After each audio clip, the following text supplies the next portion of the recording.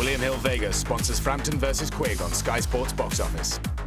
Well, okay, the people watching, tune in. It's going to be a great fight, one for the ages, one I fully believe and I want to win.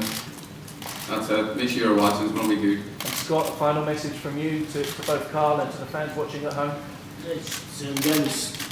Everybody tune in. It's going to be a great fight, and it's one that I'm 100% confident. Training's gone absolutely perfect, and I'm going to prove I'm the best super bantamweight. Guys, thank you very much. That's the end of our broadcast on Sky Sports News HQ. Best of luck, and good luck sorting the dressing room down. Thanks, Andy. Fantastic to see two winners up here, two unbeaten champions. Someone who hasn't said a few words, let's start with Blake McGuigan down the far end, promoter from your team. How pleased are you that this fight has been put together, and how pleased are you with the build-up to it with just 48 hours or so to go? I'm delighted. I mean, it's the biggest fight that was out there. I think Scott would agree with that. Scott seems a little bit rankled by me, I don't know why. Tatting away. Got a question for Scott though. You've been going on about Carl's weight for the last couple of weeks, right? What's it going to be like making 10 pounds, you know, from the weight that you weigh on the weigh-in on the morning of the fight? What's that going to be like? Because you've never done it. I know Carl's done it 7 times. So we've talked about weight before.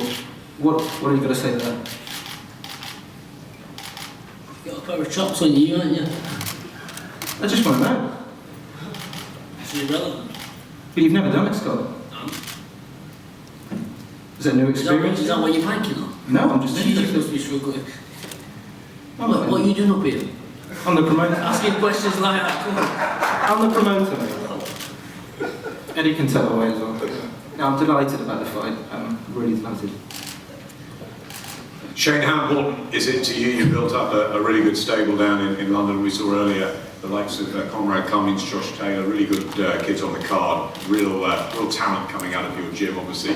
David Hay, George Groves as well. How do you feel it's been for you as a young trainer coming through, and how much of a part do you think you'll play on Saturday night as the battle, edges through? Yes, at the end of the day, you're only as good as your fighters, and I'm lucky to have a fighter like Carl Frampton to showcase himself as a fighter and myself as a coach. And with the guys like David and George in the gym, they've brought a new level for Carl to the game, and he's sort of looking at what they do, and it's just nice to see what other people do and how they prepare themselves.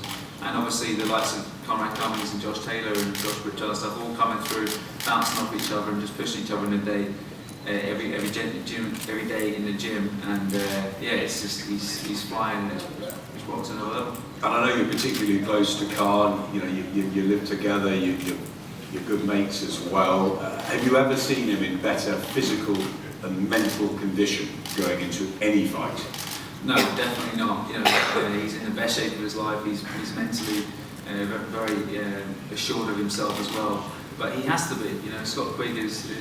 He justifies that. He justifies the best Carl Frampton, and that's why it's going to be the best him on the night.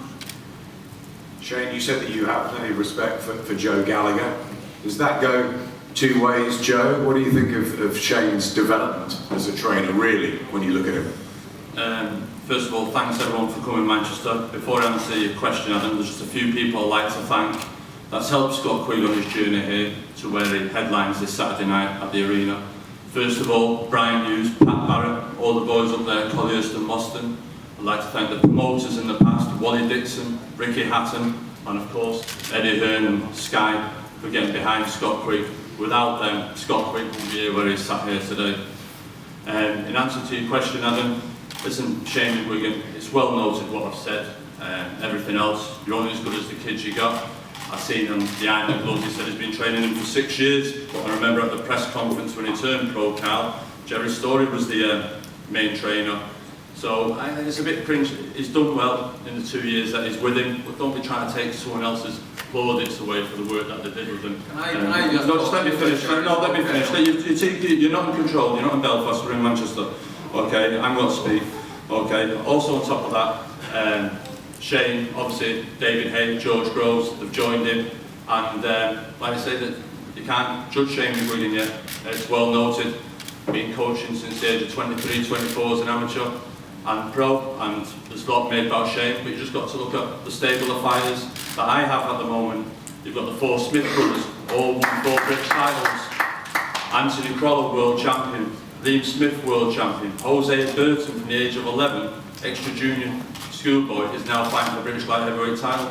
So that's it. Shane, I say, that's not for me to answer. Is he a good coach? That's for the boxing people, the boxing experts out there to say that. In the same way, the question was never asked to any other coach as regards me on the way through. It's them to answer that question, not me. But Joe, do you respect the other corner going into the biggest fight of your life for Scott Quigg?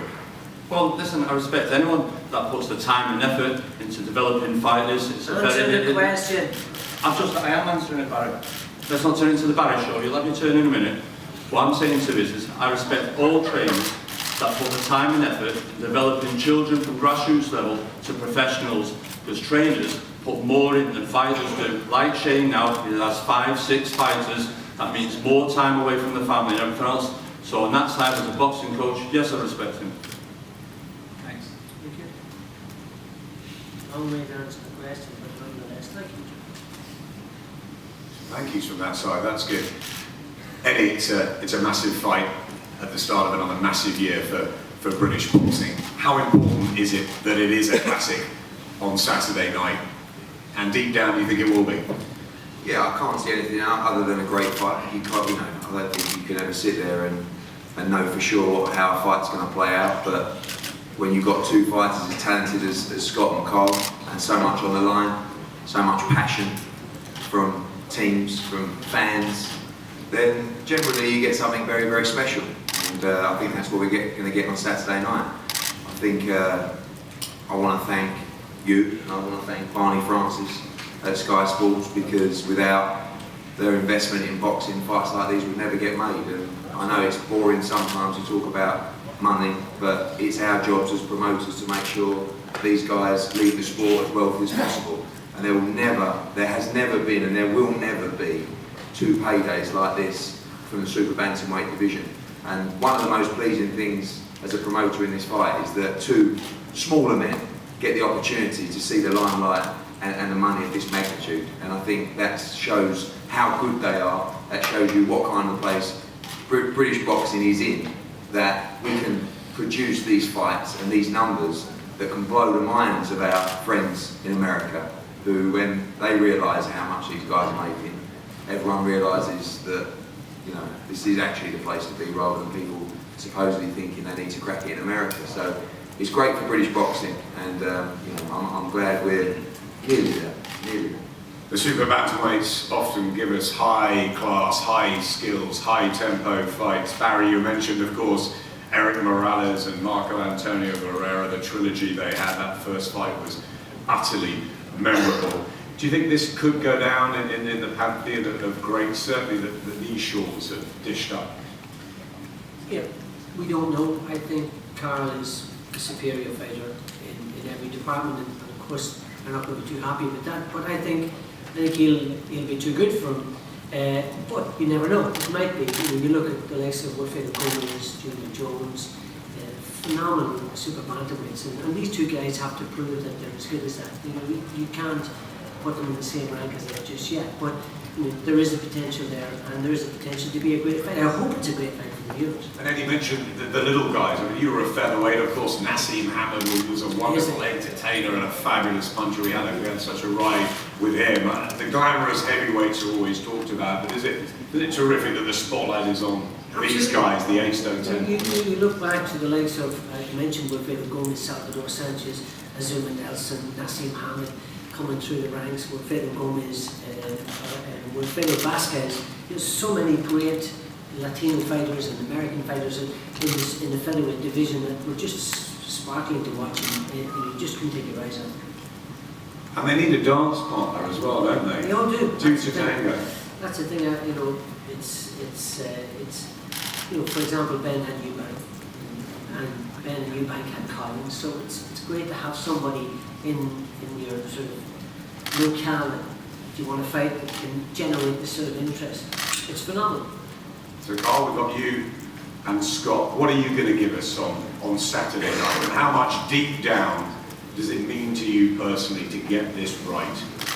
Well, it means so much. Obviously, there's a lot at stake. It's more than world titles. There's a lot of pride, bragging rights. You know, God thinks he's a better fighter than me. I think I'm a better fighter than him.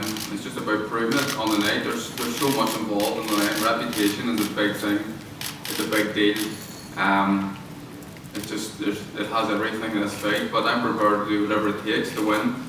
However that comes about, you know, I believe I have the punching power to knock him out in any round, but I've also got the boxing brain to beat him comfortably on points. But whatever it takes, I'm going to do to win. Is it a case of waking up on Sunday morning, you just cannot have afforded to lose this fight? Yeah, I don't want to lose. I don't want to lose. I've put so much into it. I've spent 17 weeks in training camp, longest training camp I've ever had, because of the magnitude of this fight and because I know it could be a difficult fight. I've been away from my family. I've missed my son taking his first steps. I've missed my son and my daughter's my son's birthday, my daughter's birthday also. I've missed so much here. There's absolutely no way I'm going to let this guy make that worth enough. You know, it's meant something to be to miss it. I didn't want to do it, but I've been away training because of this. I'm not going to let this guy rip this away from me. This is my life. William Hill Vegas sponsors Frampton versus QUIGG on Sky Sports Box Office.